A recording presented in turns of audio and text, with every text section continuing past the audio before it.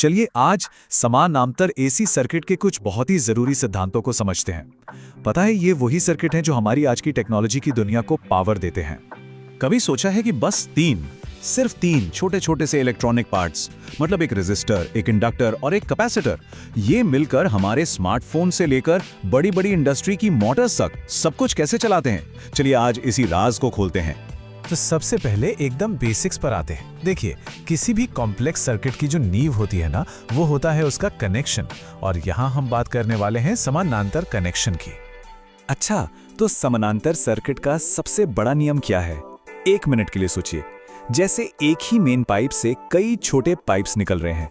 पानी का जो प्रेशर है, समझ लीजिए वो वोल्टेज है, वो तो हर पाइप में एक जैसा रहेगा, है ना? लेकिन पानी का जो बहाव है यानी कि करंट, वो हर पाइप में बढ़ जाएगा।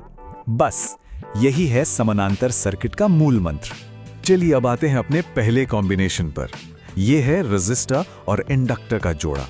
इसे ना इंडस्ट्री का वर्कहॉर्स कहा जाता है, और अभी पता चल जाएगा कि क्यों।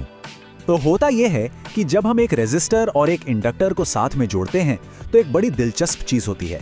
इंडक्टर की वजह से ना करंट थोड़ा सुस्त हो जाता है। मतलब ऐसा मानिए कि वो वोल्टेज के मुकाबले थोड़ा देर से रफ्तार पकड़ता है। टेक्निकली ये वोल्टेज से 90 डिग्री पीछे चलता है, और इसी को कहते हैं लैगिंग। तो इस लैगिंग का असली मतलब क्या है? इसका मतलब ये है कि सर्किट की जो एनर्जी एफिशिएंसी है, जिसे हम पावर फैक्टर कहते हैं, वो भी लैगिंग हो जाती है। मतलब ऊर्जा का 100% इस्तेमाल नहीं हो रहा। और ये चीज, अरे ये तो हर जगह मिलेगी। घर के पंखे से लेकर बड़ी बड़ी फैक्ट्रियों की मोटरों तक सब कुछ इसी सिद्धांत पर तो काम करता है।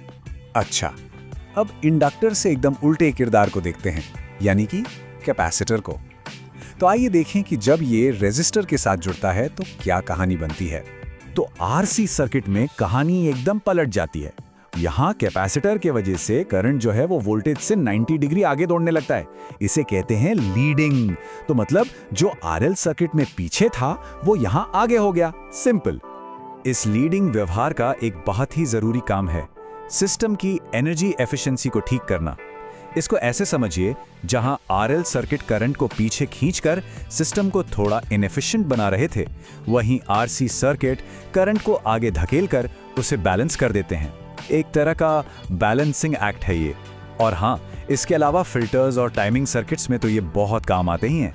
तो अब सवाल ये है कि क्या होगा अगर हम इन तीनों को, रेजिस्टर, इंडक्टर और कैपेसिटर, एक साथ जोड़ दें?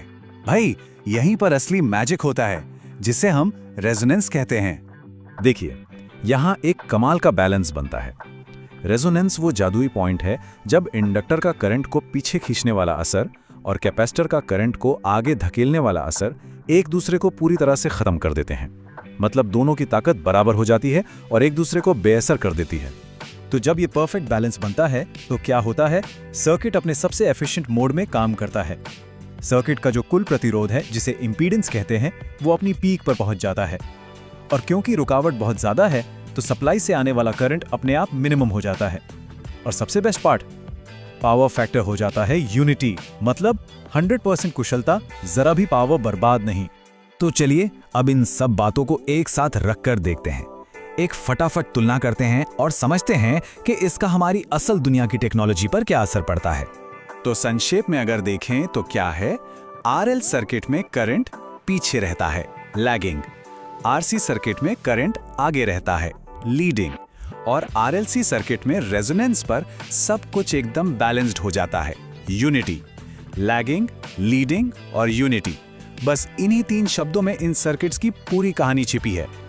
और ये सब सिर्फ थ्योरी नहीं है, यही वो सिद्धांत हैं जो हमारे रेडियो को सही स्टेशन पे ट्यून करने में मदद करते हैं, हमारे फोन पर क्लियर आवाज पहुंचाते हैं और पावर ग्रिड को स्टेबल रखते हैं।